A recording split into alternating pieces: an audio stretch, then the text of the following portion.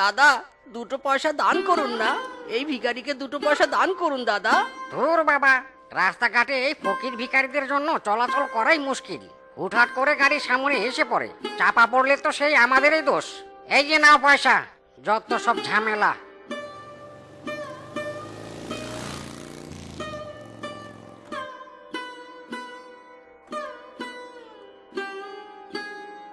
ও দিদি, দিদি, দুটো পয়সা দাও নে গো।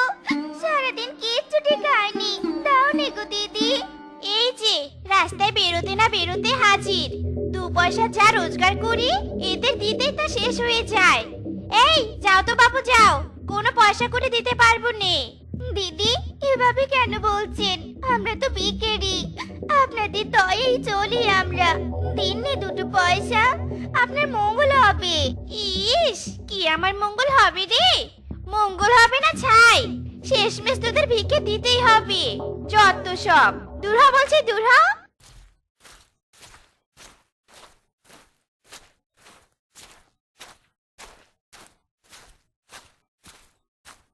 বউ, থালায় তো মাত্র 2 পয়সা উঠেছে। আজ বুঝি না খেয়েই থাকতে হবে গো। ওগো, তোমার বুঝি খুব খিদে পেয়েছে তাই নি গো? মুখখানা একেবারে শুকিয়ে কাঠ পোড়া হয়ে গেছে। দাঁড়াও, আমি দেখছি কোনো খাবারের ব্যবস্থা করতে পাই কি নে। দাদা, ও দাদা, এই পয়সা দিয়ে কিছু খাবার দিন তো। হ্যাঁ, 2 পয়সা? আজকাল 2 পয়সার খাবার আছে নাকি? হ্যাঁ, দাদা, আমরা তো ভিখারি, 2 পয়সা ছাড়া আমাদের কপালে কিছুটি জোটে নে। দিন না কিছু খাবার, সারাদিন থেকে আমি আর আমার স্বামী না খেয়ে আছি। দয়া করুন দাদা। না, এদের নিয়ে আর পারি না। শেষরার মতো 2 পয়সা নিয়ে দাঁড়িয়ে থাকে। এই নাও বাসি রুটি। 2 পয়সা দিয়ে কেউ বাসি রুটিও দিত না, আমি জন্য দিলাম। চটপট নিয়ে বিদায় হও তো বাপু।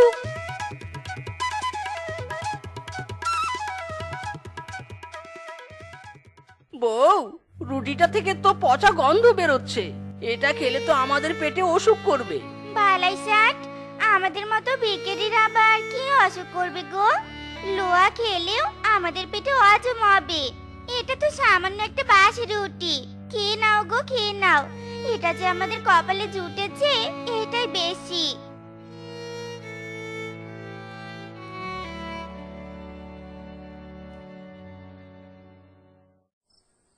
বউ, রাত যে ঘনিয়ে আসছে, এরপর শীত আরো বাড়বে। আজ রাতে থাকবো কোথায় বউ? কেন প্রতিদিন যেভাবে থাকি, এই খোলা আকাশটাই যে আমাদের বিশাল চাঁদ।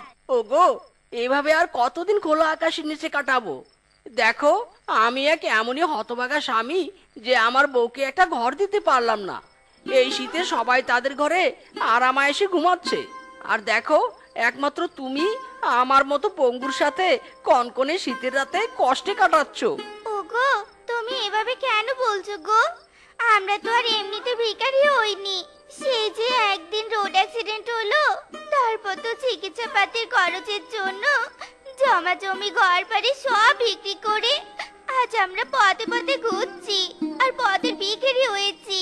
তবুও যে বিধাতার আশীর্বাদে আমাদের দুজনের প্রাণ বেঁচে গেছে, আমরা যে একসাথে বেঁচে আছি এটাই তো অনেক গো।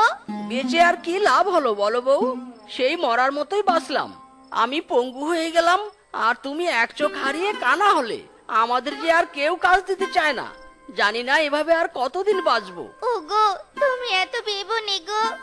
বিধাতা যদি এভাবে আমাদের জীবন লিখে দিয়েছেন তাহলে তাই হবে। আমরা দুজন এভাবে খোলা আকাশের নিচে দিন কাটিয়ে বাকিটা জীবন কাটিয়ে দিব গো।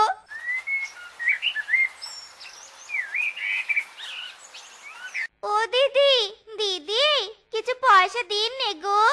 এই শত সর সর সামনে থেকে, ভেজাল করিস নে তো, এখন আমার কোনো সময় নেই।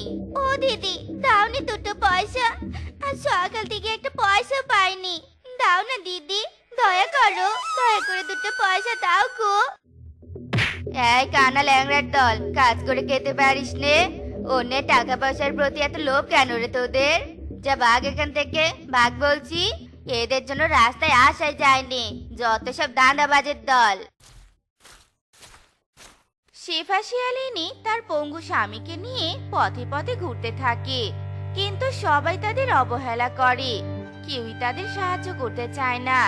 ওগো, কাল তো তবু দুটো পয়সা দিয়ে একটা বাসি রুটি কপালে জুটেছিল, আর আজ তো কিছুই জুটলো নে। কি আর করার বউ, না খেয়েই থাকতে হবে। ওই তো একটা ডাস্টবিন, যাই গিয়ে দেখি ওখানে কোনো পরিত্যক্ত খাবার পাই কিনে।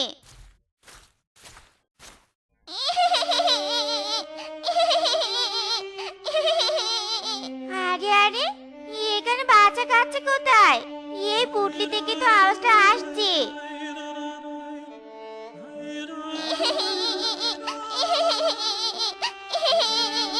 আরে কি সুন্দর ফুটফুটে দুটি বাঘের ছানা, কিন্তু ওদের মা কোথায়? ওগো, তুমি বাঘের ছানা দুটোকে কোথায় পেলে? ওই যে ডাস্টবিনের পেছনে পড়ে কাঁদছিল, তাই নিয়ে এলুম গো। বাচ্চার মা বাবাকে তো দেখলুম নে। বলছি বউ, বাচ্চা দুটোকে যেখানে পেয়েছো সেখানেই রেখে দাও। এমনি আমরা দুজনেই খেতে পাই না, উপরে ছাদ নেই, ওরা আমাদের কাছে থাকলে কষ্ট পাবে। তার চেয়ে ভালো ওখানেই রেখে দাও, অন্য কেউ হয়তো পেয়ে যাবে। কি বলছো তুমি? আশেপাশে তো কেউ নেই, আর এদিকে সন্ধ্যা হয়ে গেছে। ওরা এখানে থাকলে যদি কোনো হিংস্র পশুর আক্রমণে পড়ে তখন? ওরা তো নিষ্পাপ। ওগো, বলছি কি, বাচ্চা দুটো থাক না আমাদের কাছে। গত অ্যাক্সিডেন্টে তো আমাদের মেয়েটাকে হারিয়েছি। এই দুই বাঘের ছানা না হয় আমাদের সন্তানের জায়গায় বড় হবে। বুঝেছি, মায়ের মন তোমার, তাই এত আকুল হয়েছো। কিন্তু বউ, আমরা না হয় শীতে রাত কাটাতে পারবো, কিন্তু এই বাচ্চা দুটো পারবে না। ওদের জন্য একটা ঘর লাগবে বউ, সেই ঘর কোথায় পাবো? ওগো, দেখি কোনো ব্যবস্থা করতে পারি কিনে।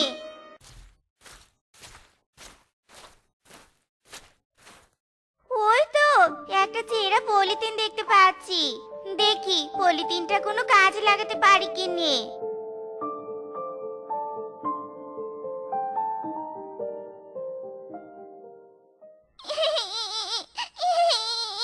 বউ, ওদের মনে হয় খিদে পেয়েছে। দেখলে তো, তোমায় বললাম যে ওরা কষ্ট পাবে। কষ্ট পেলে ওরা এখন নিরাপদে আছে, কাল ঠিক ওদের খাবারের ব্যবস্থা করব। কাঁদিনি সোনারা কাঁদিনি, এই তো তোদের মা। কাঁদিনি সোনা কাঁদিনি। এই যা, এত কষ্ট করে পলিথিনের ছাউনিটা বানালে, গেল তো ভেঙে। এবার এবার কি হবে গো? এই শীতে বাচ্চা দুটো থাকবে কি করে? ওগো, সেদিন পিচকে দাদার হোটেলে বারান্দা দেখেছিলুম। চলো ওখানটায় যাই, আজ রাতটা কোনো রকমে কাটিয়ে দেই, কাল কোনো একটা ব্যবস্থা করতে হবে।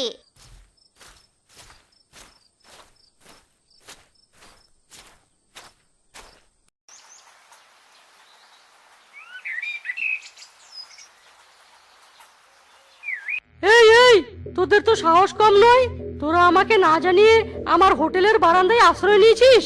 আসলে দাদা, আমাদের তো ঘর নেই, তাই আর কি। ঘর নেই তো রাস্তায় থাকবি, গাছতলায় থাকবি, পুকুর ঘাটে থাকবি, এখানে কি? হ্যাঁ, বুঝেছি, চুরি করার মতলব, তাই না? তোদের মতো ভিখারিদের আমার চেনা আছে। এই যা যা, দূর হ, আর কোনোদিন যেন আমার হোটেলের ধারের কাছেও না দেখি, এই বলে দিলাম। যা, চলে যা বলছি। ও হ্যাঁ হ্যাঁ ভাই, আপনি কোনো চিন্তা করবেন না, আমি সময় মতো সবগুলো দুধের বোতল পৌঁছে দেব। হ্যাঁ হ্যাঁ। পানু দাদার কাছে দুধ চাইলে তো দিবে নে, এদিকে আমার কাছে তো কোনো পয়সা করিও নেই। মেয়ে দুটো কাল থেকে কাঁদছে আর কাঁদছে। না, আমি বরং একটা দুধের বোতল চুরি করে নেই, মেয়ে দুটোর প্রাণ তো বাঁচাতে হবে।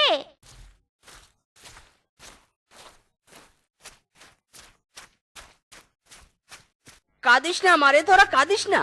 কেন যে তোরা আমাদের মতো ভিখারির কোলে আসলি? দেখ, তোদের না দিতে পারছি মাথার ছাদ, আর না দিতে পারছি পেটের খাবার, এসে শেষ থেকে কেঁদেই চলছিস। আর কান্না নয়, এই যে আমি তোদের জন্য দুধ এনেছি রে। বউ, তুমি দুধ কেনার টাকা কোথায় পেলে? ভিখারিদের আবার দুধ কেনার জো আছে নাকি? আমি চুরি করে এনেছি গো। মেয়ে দুটো যে বড় ক্ষুধার্ত। আয় মা, খাবি তোরা?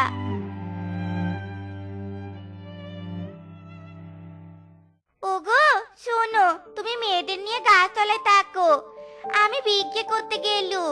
কেমন? দেখে রেখো কিন্তু।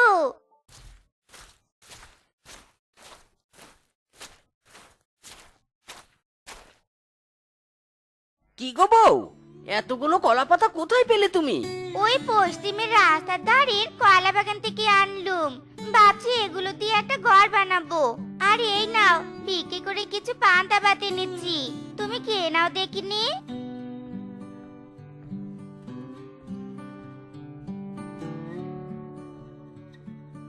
যাক তবে বউ, এবারে এই কলা পাতার ঘরে যেন শীতকালটা কাটাতে পারি, আর কষ্ট হচ্ছে না।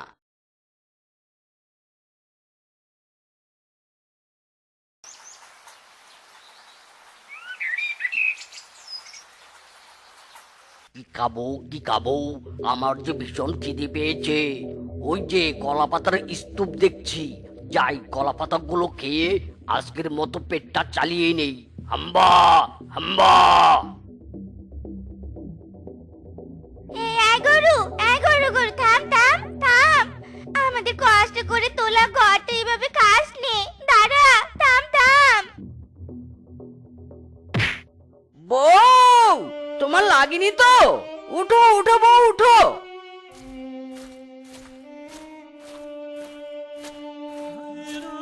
ওগো, এবার কি হবে? এত কষ্ট করে ঘরটা বানালুম, শয়তান গরু এসে তা খেয়ে নিল। কি আর হবে বউ, আমাদের মতো ভিখারির মাথায় ছাদ থাকতে নেই, এই খোলা আকাশের নিচেই থাকতে হবে গো। ও দাদা, 2 টাকা দিন না। ও দিদি, 2 টাকা দিন না। এভাবে মুখ ফিরিয়ে নিবেন না দিদি, দয়া করুন। মেয়ে দুটোর মুখের দিকে তাকিয়ে কিছু দিয়ে যান, দয়া করুন। ইয়েস, বাঁশবাগানের চারপাশে কত নোংরা পড়ে আছে। আমি বরং একটা কাজ করি, পাতা আর নোংরা আবর্জনাগুলো কুড়িয়ে নিয়ে যাই। এগুলো রাতে জ্বালিয়ে গরম তাপ নেওয়া যাবে, আর এইদিকে বাঁশতলাটাও পরিষ্কার হবে। না জানি কার বাঁশবাগানেরটা পরিষ্কারও করে না বাপু। কে তুমি বাপু? এত সহজ মানে এই বাসতলা পরিষ্কার করে দিলে? কে কে- কে- কে এখানে কে কথা বলে? আমি গো আমি, এই যে বাসতলার বাস কথা বলছি। বাস কথা বলে? বাপের জন্মেও তো শুনিনি যে কোনোদিনও বাস কথা বলতে পারি। তা শুনুনি বটে, তবে আমি সবার সাথে কথা বলি নে। তোমাকে দেখে ভালো লাগলো। জানো, এই বাসতলার মালিক কোনোদিনও বাসতলা পরিষ্কার করেনি, শুধু যখন তার বাসের প্রয়োজন চটপট বাস কেটে নিয়ে যায়। এদিকে ময়লার কারণে যে আমাদের গোড়ায় পচন ধরে, এটা মনেই করেনি। অথচ দেখো, তুমি নিঃস্বার্থভাবে ময়লাগুলো পরিষ্কার করলে। সত্যি গো, তুমি অনেক ভালো। তোমাকে অনেক ধন্যবাদ গো। না না, এই সামান্য কাজের জন্য আমাকে ধন্যবাদ দিতে হবে নে। আচ্ছা যাই, থাকো। আমাকে আবার ঘরের ব্যবস্থা করতে হবে, নইলে রাতে আবার কষ্ট করতে হবে। তোমার বুঝি ঘর নেই? আচ্ছা, তুমি এক কাজ করো, তুমি এখানে থেকে কিছু বাঁশ নিয়ে যাও। না না, তোমার মালিক বুঝতে পারলে আবার অনেক বকবে। আরে না না, বুঝবে নে, এখানে তো অনেক বাঁশ আছে, তুমি নিয়ে যাও। আর না করো নে, কেউ কিছু বুঝবে নে।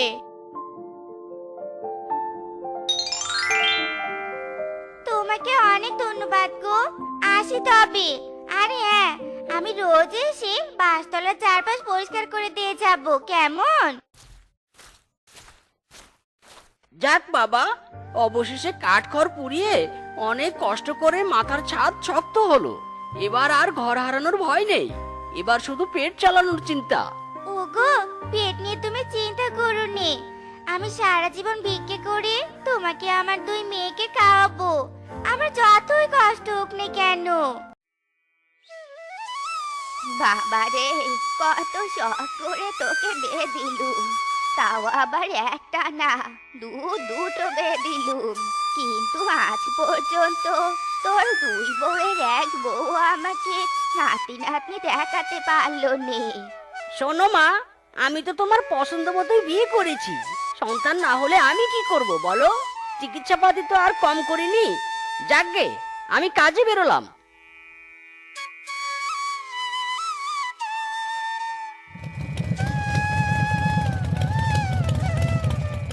বড় বৌমা, ছোট বৌমা, কি গো শুনছো তোমরা? বড় বৌমা, ছোট বৌমা। এই তো মা, আমাকে ডাকছিলেন? তা তুমি একা এলে যে, আরেকজন কোথায়? বড় বৌমা। এই তো মা, আমি এসে গেছি। আমাকে ডাকছিলেন মা? এতক্ষণে আসার সময় হলো তোমার? মা, আপনার বড় বৌমা তো আপনাকে একদমই গুরুত্ব দেয়নি। সারাদিন তো কাজকর্ম না করে পড়ে পড়ে নাক ডেকে ঘুমায়, আরাম করে। করবেই তো, গরিব ঘরের মেয়ে বলে কথা। কোনোদিন কি এত সুখ পেয়েছে? ছোট, তুই থামবি? আসলে মা, কদিন থেকে শরীরটা আমার খুবই খারাপ। আজ আবার জ্বর এসেছে, তাই আসতে দেরি হলো মা। হয়েছে হয়েছে, এবার থামো তোমরা। আসল কথাখানা বলি, যে জন্য তোমাদেরকে ডেকেছি। তোমরা দুজন কি পাটের বিবি হয়ে সারা জীবন এ সংসারে থাকবে? আমাদের বংশধর কি আসবে নে? ছোট বৌমা, তুমি কবে সন্তান দিবে বলো? দেখুন মা, আমার অনেক কম বয়স। আপনারা আমার বাবাকে জোর করে ধরে আমাকে এবারে বউ করে এনেছেন। এত কম বয়সে আমি সন্তান নিতে পারবো নি, আমার চেহারা নষ্ট হয়ে যাবে। ও, তাহলে তুমি সন্তান দিতে পারবে নে? আচ্ছা ঠিক আছে। তা বলো বৌমা, তুমি কি করবে? সন্তান দিবে কিনে বলো। আমার ভিটেতে কি প্রদীপ জ্বালানোর কেউ থাকবে নে?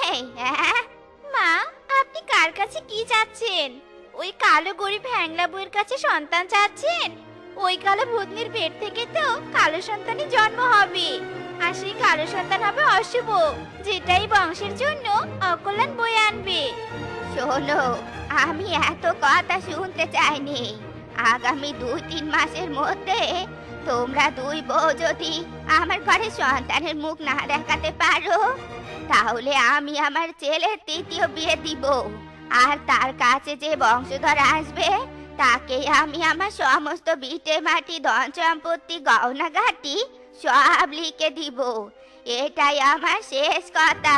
হ্যাঁ মা, বলছিলাম যে আসলে অনেকদিন থেকে একটা কথা আপনাদের বলতে চাই, কিন্তু বলবো বলবো করে আর বলা হয়নি। আসলে মা, আমি গর্ভবতী হতে চলেছি। কি কি বলছো কি তুমি? দেখেছেন মা, দেখেছেন কেমন লোভী আপনার বড় বৌমা। যেই না শুনেছে ধন সম্পত্তির কথা, সেই নাটক শুরু করলো। এই মুখপুরি, একদম মিথ্যে কথা বলবি নে। মা, এই মুখপুরির কথা একদম বিশ্বাস করবেন নে, সব নাটকের। না মা, নাটক না, আমি সত্যি কথা বলছি, মা বিশ্বাস করুন। শোনো, তোমরা এখন যা ইচ্ছে করো, আমার দেখার সময় নেই। যেদিন সত্যি সত্যি মা হবে, সেদিন আমার মুখোমুখি হবে। আর যদি না পারো, তোমাদের দুজনকে বাড়ি থেকে তাড়িয়ে দিব।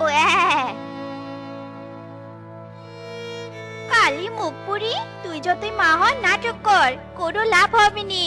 এই বংশের বংশধর আমার গর্ভে আসবে, এই সব কিছু আমার সন্তানই ভোগ করবে। হে বিধাতা, আমি কোনো মিথ্যে বলিনি। তুমি দেখো বিধাতা, আমার সন্তান যেন তার ন্যায্য অধিকার পায়।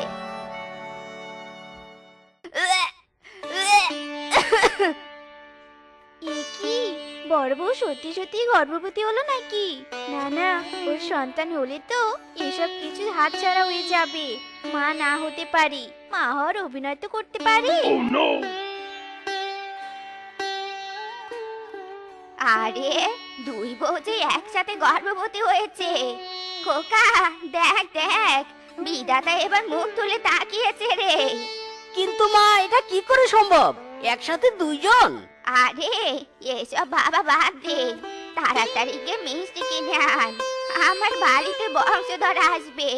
ছোট বৌমা, আমি খুব খুশি হয়েছি যে তুমি গর্ভবতী হয়েছো। শোনো ছোট বৌমা, আজ থেকে তুমি কোনো কাজ করবে না, শুধু বিশ্রাম নিবে আর ভালো ভালো খাবার খাবে, বুঝেছো? ঠিক আছে মা। মা শুধু ছোট বউকেই বললো, আমিও তো গর্ভবতী হয়েছি, কই মা তো আমাকে বিশ্রাম নিতে বললো নে, ভালো ভালো খাবার খাওয়ার কথাও বললো নে। আরে এই যে বড় বৌমা শোনো, আজ থেকে তুমি বাড়ি সব কাজ করবে আর ছোট বৌমার দেখাশোনাও করবে, বুঝেছো? আচ্ছা ঠিক আছে মা। আহারে বড় বউয়ের মুখটা একদম দেখার মতো ছিল, কেমন মজা নিলাম বড় বউ। তুই সন্তান ধারণ করে যে সুখ পাবি নি, আমি সন্তান ধারণ না করে সেই সুখ পাবো, কারণ তুই তো কালো। শাশুড়ি মার স্বামী কেউই তো তোকে সহ্য করতে পারেনি।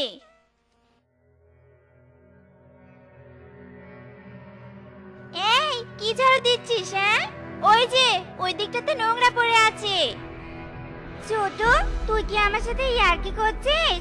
আমিও তো গর্ভবতী, এত কাটুনিয়া সহ্য হয়নি। আমি বারবার ঝাড়ু দিচ্ছি আর তুই বারবার নোংরা করে যাচ্ছিস। এই চুপ একদম। মা বলেছি না তোকে আমার ভাই ফরমাস খাটতে, তাই আমি যতবার নোংরা করব তুই ততবার পরিষ্কার করবি, বুঝেছিস? নে এবার কাজ কর। আর হ্যাঁ, আমার খাওয়ার দিকে নজর দিস না, নইলে আমার বাচ্চারা আবার হাগু ধরবে। যা যা কাজ কর।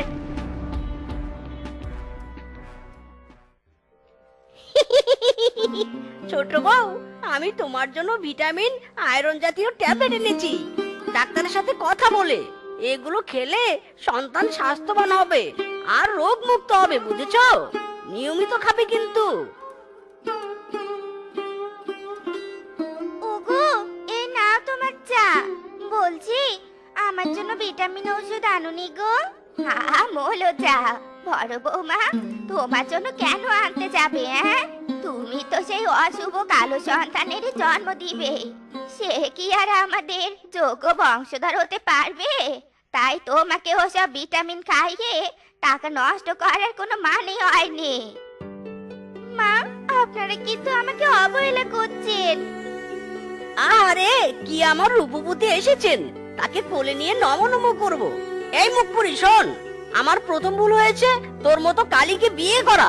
মাইরি, আসলে তুই একটা লোভী। যেই দেখেছিস ছোট বউ মা হবে, তখনই ভাগ বসানোর জন্য নাটক শুরু করলি, তাই না? না, আমি একদম নাটক করছি নে। আমি সত্যি বলছি, এই বংশের বংশধর আমার গর্বেই আছে। শোন, তোর গর্বে যাই থাকুক, আমি তাকে কিছুতেই আমার বংশধর হিসেবে মেনে নেব না। মাইরি, আমার বংশের বংশধর হবে সুন্দর, শুভ শক্তির প্রতীক, আর সেই বংশধর দিবে আমার ছোট বউ, বুঝলে? হ্যাঁ গো হ্যাঁ, আমি দিব সেই উজ্জ্বল বংশধর, যার আলোতে এই বংশের প্রদীপ জ্বলজ্বল করে জ্বলবে আর সবকিছুর মালিক হবে। শুনলে তো বড় বৌমা, এবার যাও, ওই কালো মুখ কানা নিয়ে আর এখানে দাঁড়িয়ে দেখো নেই, ছোট বৌমার অকল্যাণ হতে পারে। মা, এত অপমান করলেন, একদিন ঠিক বুঝবেন মা, একদিন ঠিক বুঝবেন।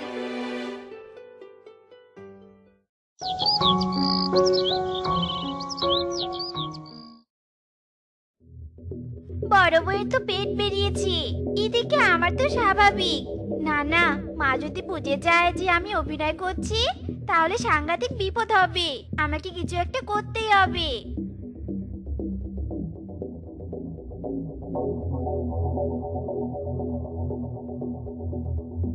হ্যাঁ হ্যাঁ, এই তো ঠিক আছে।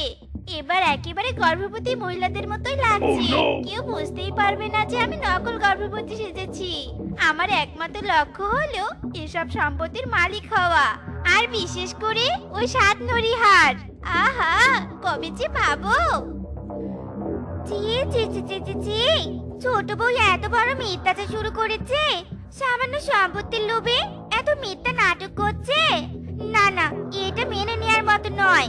আমাকে কিছু একটা করতে হবে। কি রে, তুই ওখানে কি করছিস? হ্যাঁ, দরজার আড়ালে দাঁড়িয়ে আমাকে মারার প্ল্যান করছিস নাকি? হ্যাঁ, না না, তোকে মেরে আমার কি লাভ? আর তোর মাঝে তো এই বংশের বংশধর বেড়ে উঠছে, তোকে তো বাঁচতে হবে রে। এই নে, দুধটুকু কে নে।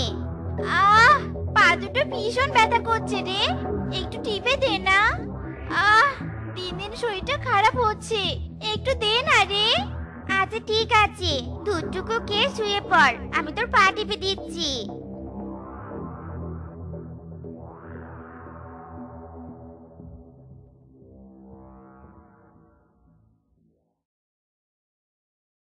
ছোট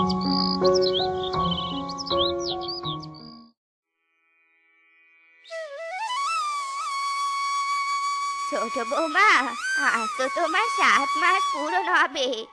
আজ আমি তোমাকে একটা জিনিস উপহার দিব। কই রে বাবা মিচকে, এদিকে আন। ই মা, সাতনুরি হার। এই হার শুধু আমার জন্য, তাই না মা? হ্যাঁ ছোট বৌমা, এটা তো তোমারই প্রাপ্য। কারণ তোমার গর্বে যে আমাদের বংশধর বেড়ে উঠছে। মা, আমি কি দোষ করলুম? আপনি আমার সাথে এই অবিচার কেন করছেন মা? বংশধর যদি থেকে থাকে, সেটা আমার গর্বেই আছে। দেখেছো মা, দেখেছো? তুমি ছোট বউকে সাতনরি হার দিচ্ছ জন্য বড় বউয়ের লোভ হচ্ছে, তাই অমন করছে। না, আমি কোনো লোভ করিনি। এসব টাকা পয়সা গয়নাগাটি অর্থ সম্পদের প্রতি আমার কোনো লোভ নেই। আপনারা শুধু আমার গর্বের সন্তানকে বংশধর হিসেবে মর্যাদা দিবেন, এটাই আমার চাওয়া। দেখেছেন মা, কেমন উঠে পড়ে লেগেছে আমার পিছনে? আমার মনে হয় ও আসলে গর্ভবতী নয়, ও নাটক করছে। গরিব ঘরের মেয়ে তো, তাই এত অর্থ সম্পদের লোভে পড়েছে। অনেক হয়েছে ছোট বউ, তুই দিনের পর দিন এদের সবাইকে ঠকিয়েছিস। আমি আর এই মিথ্যাচার হতে দিব নে। আসলে মা, আপনার ছোট বউ গর্ভবতী নয়, ও নকল গর্ভবতী। টাকা পয়সার লোভে মিথ্যে নাটক করছে। না, মিথ্যে কথা। ওগো দেখো না, বড় বউ কেমন মিথ্যে কথা বলছে। মা বিশ্বাস করুন, আমি সত্যি গর্ভবতী। ওই সাতনরি হার আমার প্রাপ্য। দিন মা, আমাকে হারটা পরিয়ে দিন।